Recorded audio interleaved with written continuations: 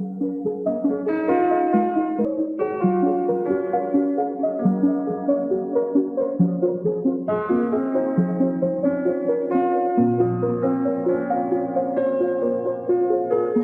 is our great pleasure to introduce Congressman Sherman from the beautiful city of Sherman Oaks, the city with a wonderful name. And without further ado, we will hand it over to you since you are in a rush, sir. We would like to show a short video if you have the time. If not, we can go ahead and get started.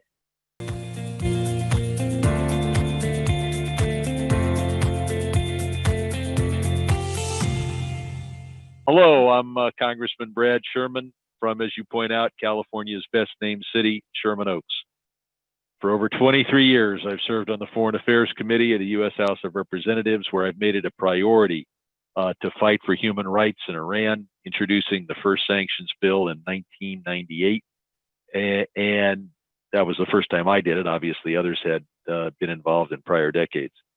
And I've been advocating for a non-nuclear, democratic, secular, free, and prosperous Iran. It's an honor to join you once again, as I've joined you and similar groups again and again, as we fight for democracy and human rights in Iran. While the regime has continued to fuel extremism across the region, every day Iranians have stood up to the regime, especially the recent proposed fuel price hikes and fuel rationing, and have said enough. And they've done that at great risk to themselves and their families. Iranians have come out to the streets to protest the regime, and in return, the regime has cut off the internet and blamed foreign governments for attempting to sabotage the regime.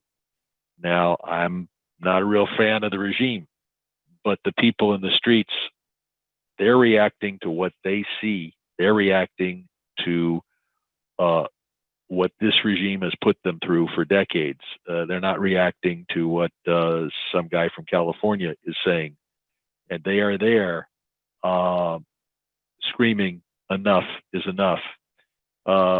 But America should and does stand in solidarity with brave Iranians fighting for this new chapter in Iran's great and multi-millennial history. None of us know what will happen to these protests, but each person who marched on the streets should know that the American people are with them. We stand with the Iranian people. We stand with them as they face down a regime that cares nothing for its own people's freedom or prosperity. In May of last year, I joined with my colleagues, and I was the lead Democrat in introducing HRES 374, a resolution that supports the rights of the Iranian people to free expression and condemns the Iranian regime for its crackdown on legitimate protests. Now more than ever, after thousands of people have been killed since the start of these protests in 2019, and just in November of 2019, scarcely 6 months ago, we stand with the people of Iran who are continuing to hold legitimate protests against an oppressive and corrupt regime. We now have 219 bipartisan co-sponsors of our resolution. That is a majority of the House of Representatives. Iran's violent crackdown on the protests speaks volumes about the regime in Tehran. It employs violence and espionage against its own people, both at home and abroad. A prosperous Iran would be a peaceful Iran, where the Iranian people's freedoms and human rights are restored. We must work towards a secular, non-nuclear, democratic, and prosperous Iran. These goals will come together because the Iranian people have shown ingenuity and hard work and capacity decade after decade, century after century. So if we can end the corruption that this regime has created, if we can end the oppression which stifles economic progress, and if Iran can be restored to free commerce among all nations, prosperity will return to Iran, and Iran will be more prosperous than it has been in modern times.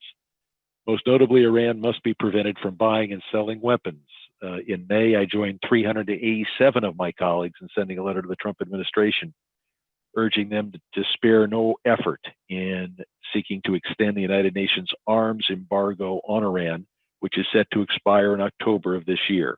The letter encourages robust diplomacy to prevent the expiration of the embargo.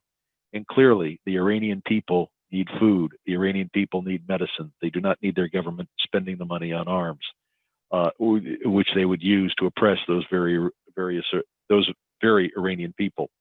So we must continue the UN arms embargo and continue the UN travel restrictions on those regime figures that have engaged in proliferation activities.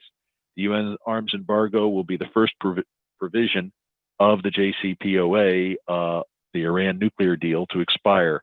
Our letters, again, signed by the overwhelming majority of the House, represents an imperative to reauthorize this provision so that Iran does not become a greater menace to the region and the government does not divert funds urgently needed by the people to arms acquisitions and international adventures.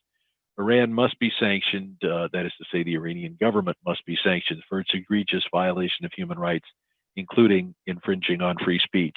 Last May, I sent a letter to the president demanding he enforce the sanctions against individual companies that export censorship and privacy violating technologies to Iran.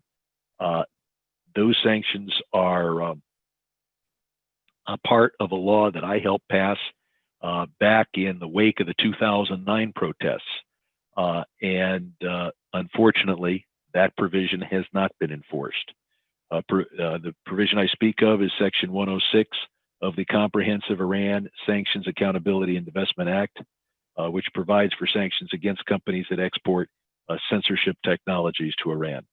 I've also led congressional efforts to protect the Iranian opposition members who are outside Iran.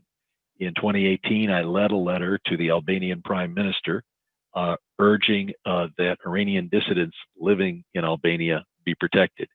Earlier this summer, there were reports that 2 Iranians were arrested by Albanian authorities. The Prime Minister must ensure that Iran is not trying to silence its critics living in Albania through trumped up evidence and trumped up charges.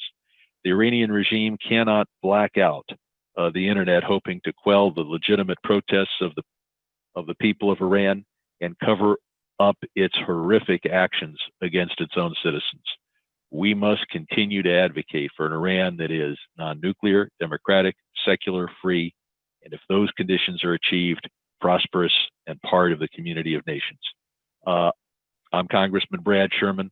I thank you for putting in the time and the effort, along with so many of us, in working for a peaceful, prosperous, and non-nuclear Iran. Thank you for letting me participate, even though I have to do so with more primitive technology, and thank you for your efforts.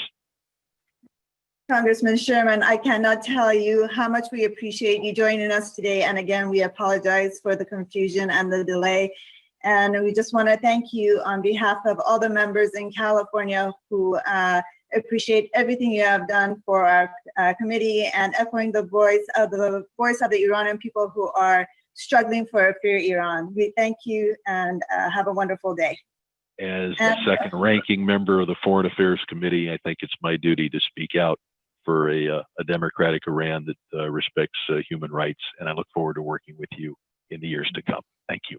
Thank you so much, Congress Chairman. I would echo what Shekufo just said. Obviously, you have been a very outspoken voice for the non-nuclear secular Republic of Iran. In fact, I remember your speech at the March 8th of 2019 rally, where you spoke of Mrs. Mariam Rajavi's 10-point plan and how she envisions a free Iran. So your voice is heard by the people of Iran today. You have echoed a sentiment of US Congress with the resolution that you have led with Congressman McClintock. Thank you for all your hard work and all your support, sir. Thank you.